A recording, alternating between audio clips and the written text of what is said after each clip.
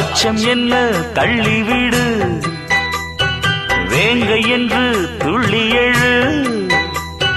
வீரத்துக்கு பஞ்சமில்லை, கோழைப்பட்ட நெஞ்சமில்லை, நியாயம் கேள.